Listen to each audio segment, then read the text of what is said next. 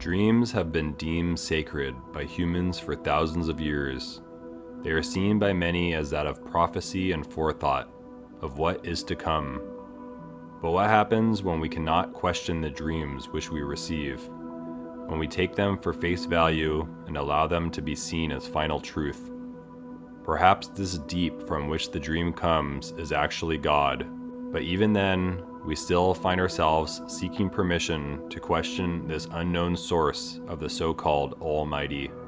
Rather than succumbing to the dream of bowing before God, are we instead meant to interpret and examine the deep so as to understand what these messages mean?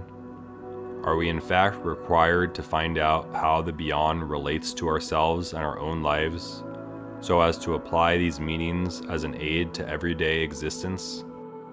This is the central issue facing Paul Atreides in Dune Part 1. His dreams and visions are given to him and seem so real, so true, that at times he feels he has no other choice but to listen and follow. And as the visions become more pronounced and vivid, Paul finds it more difficult to question the path that is being carved out for him, whilst losing the ability to find a way that is not inevitably fated to occur. The opening of the film provides a brief glimpse into this potential dark timeline of Paul's, as Chani tells of the Harkonnen exit from Arrakis. This change of guard brings the potentiality of new oppressors and the sense that a fresh tyrant is bound to arise.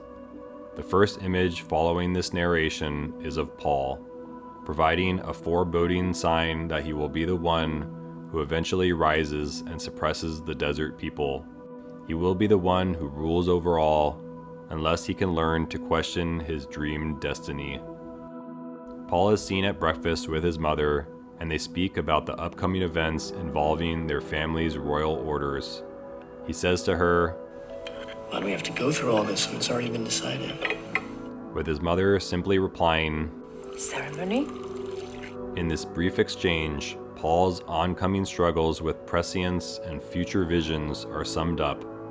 For him, it may seem like a ceremony, or better yet, a formality, to go through the coming events of the desert, even though it seems like his fate has already been decided.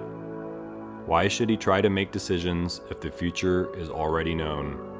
Perhaps he is only living to enact the ceremony, to go through the motions. But a formal life is one that is not engaged with being. Instead, it is a facade and sham of what true existence is. Paul still has the ability to contemplate at this stage, despite the fact that his upbringing and conditioning have demanded that he not question what is ordained to happen. He is being asked to accept the ceremony of his existence, to go along with the decrees of the gods, though he still possesses the strength to consider other available options.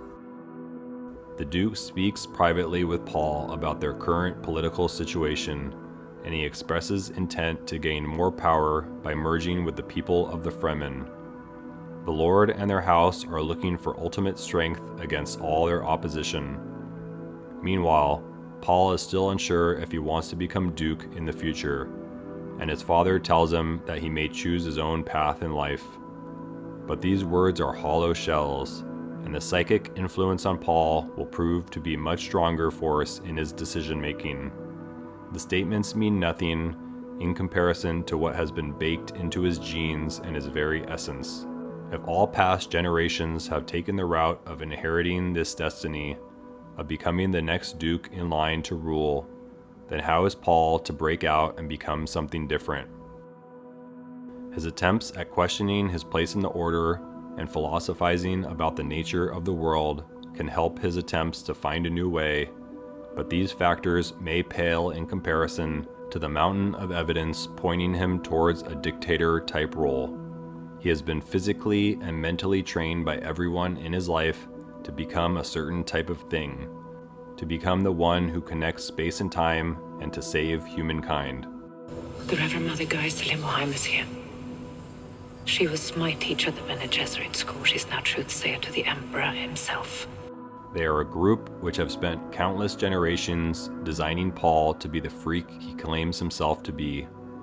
We could argue that their devious plot has terminated his choice at finding his own life, and the Gom Jabbar test is another instrument molding him into a type of superhuman, requiring him to endure unimaginable pain so as to avoid death. But the test also instills the notion that life is nothing but pain, that suffering should always be expected and welcomed. As he endures and passes the test, images of the jihad, the holy war that will destroy humanity, appear in his vision. As he faces his own fear and pain, while accepting the suffering, images of the world's end are concurrently created. Through his acceptance of a pain-filled life of suffering, it is becoming much easier to accept visions of a holy war as a proven fact. As a Reverend Mother finishes her test, she asks him, "Do you often dream things that happen just as you dreamed them?" And Paul's response of not exactly displeases her. She desires a complete slave, someone whose visions and dreams are completely accurate, a man who is tied into their fate with no chance of escape. His answer leaves a bad taste in her mouth, as Paul still possesses the ability to divert from the laid out plans which are forming in his head. His free will is still intact. He has not lost the ability to question and think for himself, to consider alternate paths. It makes us wonder whether Paul's visions have been planted within his psyche, a way to complete the motherhood's ultimate purpose. It's all part of the plan. As they arrive on Arrakis, the common people are heard proclaiming Paul to be the Lisan al-Gaib, spurning a debate between he and his mother. Jessica believes they say this because the prophecy is coming true, that the Fremen are becoming witness to this historical event, while Paul looks at it as a form of superstition, stating, You see what they've been told to see? Continuing to question and think for himself, he examines the way that all people, including himself, can be conditioned to believe an idea so fervently that there is no other choice than to accept the idea as reality.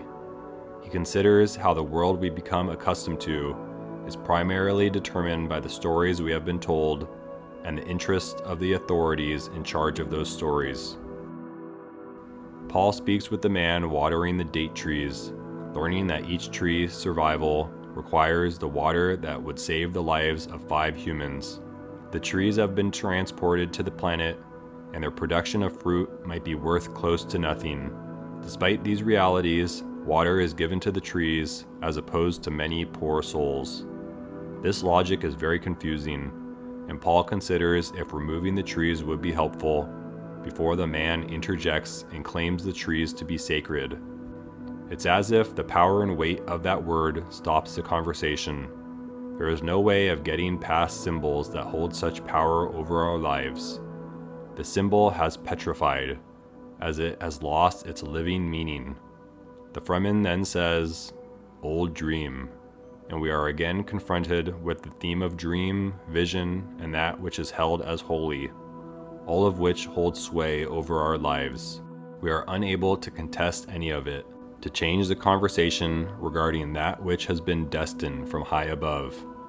The meaning of the old dream persists in this world and our own, as one must respect what has always been respected. Paul's waking visions begin when he enters the desert and is exposed to spice, claiming afterwards that his eyes became wide open. He foresees early encounters with Chani, but the images perplex, seeing himself die to her blade, while also viewing the birth of his sister. We will eventually come to see that part of the vision is true, while the other half is false, further confirming that his visions and dreams are not to be trusted completely, that there is always an alternate path that can present itself. Free will is still in play, though Paul seems to be choosing which vision to trust and which one to disregard, therefore limiting his free will as he veers towards the ingrained belief, the belief that he is the one to rule the universe. It's coming. I see a holy war spreading across the universe like unquenchable fire. A warrior religion that waves the Atreides banner in my father's name. Paul's visions soon intensify as he goes deeper into the desert, and he is becoming haunted by the prospect of a holy war in his name. He needs help, requesting that Somebody help me, please. he is realizing his terrible purpose, wanting to escape this fated future. He believes that he has no power to do it by himself, that his will may be incapable without outside assistance. He is beginning to buy into the idea that these visions are valid, failing to see how visions don't exist until they occur in the present, and that until then, they are just phantoms of the mind. Liette Keynes introduces Paul and his mother to the ecological testing station, and we are provided a fitting metaphor for the predicament Paul finds himself within at this time. Keynes says about the testing station, They were meant to tame the planet, free the water locked beneath the sands. Arrakis could have been a paradise. The work had begun, but then the spice was discovered. Suddenly, no one wanted the desert to go away. This statement relates to the matters of the planet, but also to Paul and his need to tame his own inner war. He is needing to free himself from the binds of his tortured psyche, the one being controlled by unconscious commands, those that restrict his paths and move him towards one possible future. He is unable to find this escape as he holds on to his own desert, his own personal version of spice hoarding, which promises riches, power, and that which is most objectively valuable. He is bound to the life that others deem sacred, namely his family lineage and his personal inheritance, one that leaves Paul's personal salvation and paradise out of the equation. He is suppressing the living waters of his own essence, that which could be forever replenished in the garden of a liberated mind. Not surprisingly, this is when Paul begins to more fully accept the destiny that has been fated. He speaks about the coming of the prophet, the voice from the outer world that will lead the Fremen to the hoped-for paradise. Instead of continuing his pursuits of personal questioning, a path that could lead to an inner paradisal world, he is now desiring to lead others towards an external version of the promised land. The prophecy is being bought into as his philosophizing and investigation into meaning decreases. Through these decisions, he is losing the opportunity to locate an individual paradise, and in turn is becoming the one who will determine what paradise looks like to others. His inner world is reflecting his stance towards the outer world, accepting the dictates set forth upon him, just as he is taking steps towards dictatorship of others. The mystery of life isn't a problem to solve, but a reality to experience. A process that cannot be understood by stopping it. We must move with the flow of the process. Paul navigates the sandstorm in the Thopter. He envisions the yet-to-be-seen Jamis as a friend, guide, and helper in his future journey. Jamis's words are uplifting and objective. He urges him to stop trying to predict the future and instead relax into the mystery that unfolds around him. He wants Paul to let go and embrace the nature of the changing world. Paul soon meets Jamis in reality, and the scene in his head starkly contrasts with what actually occurs. This is not the welcoming, guiding friend who offered help to the off-world prophet. He is instead vengeful, prideful, and combative, the very opposite of what was presented in Paul's vision. We have further proof that there are multiple futures lying forth in wait for Paul and ourselves, that nothing is confirmed by dreams or visions, and that reality does not happen until we experience it. It confirms that new choices can always be made, that new routes can always be discovered, regardless of how true an idea seems to be. It suggests that we all need to stop trying to understand the future and instead flow with the process and allow ourselves to become that which comes to be. As Paul and Jamis prepare to battle, Paul sees another vision of himself dying by Jamis's blade. And again, we might wonder why Paul chose to ignore the relevance of this vision, failing to ponder upon this failed future. We can chalk it up to his confirmation bias, continuing to see and accept only that which he expects and anticipates, while dismissing all else. The visions are in actuality just mere possibilities, more proof that fantasies and dreams can run wild, while often failing to match the reality of the moment. Jameis is killed in battle, and Paul is exposed to further visions of the inevitable holy war. But we know that the future is not written in stone, that destiny can be challenged if one is only able to muster the courage and will. And so why does it seem that some of Paul's visions, like that of the holy war, are so unavoidable, while images of his death can be averted? Why is one valid while the other is not? Did he in fact have the opportunity to choose a future in which Jameis was his guide, in which he was taught to flow with the desert? A future in which pain, suffering, and war was not the only path available? Paul is slowly moving closer to a destiny of holy war. It is a path he has seen, but it is also a path he has been conditioned to choose and accept. His whole life and generations of lives before him have been preparing him for these decisions, to neglect and look past other possible scenarios which might contain peace, love, and harmony, and to instead speed towards a place of destruction, suffering, fear, and pain. His lust for desert power is baked into his bones, and it is almost impossible for him to escape its clutches.